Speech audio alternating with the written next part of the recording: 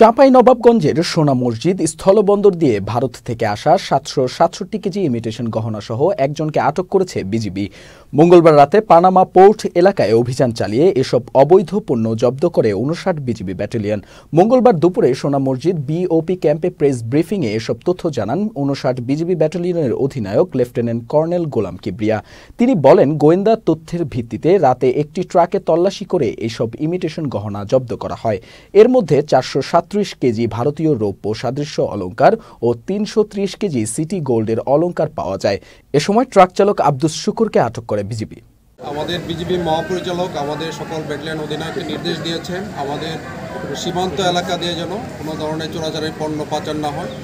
আমরা সেই লক্ষ্যে কাজ করে যাচ্ছি। তো আমাদের কাছে গোয়েন্দা তথ্য ছিল গত 12ই নভেম্বর সোনা মসজিদ পোর্ট এলাকা থেকে একটি বাংলাদেশের ট্রাকের মাধ্যমে বিভিন্ন ধরনের অবৈধ পণ্য কনসার্ট হয়ে চাঁপাইনবাবগঞ্জে যাওয়ার কথা। সেই গোয়েন্দা তথ্যের ভিত্তিতে অত্র ব্যাটালিয়ন 59 বিজিবির অধিনায়কের নেতৃত্বে সোনা মসজিদ বিউপির একটা চৌকষ্ট হলদল একটি সন্দেহভাজন ট্রাককে আটক করে।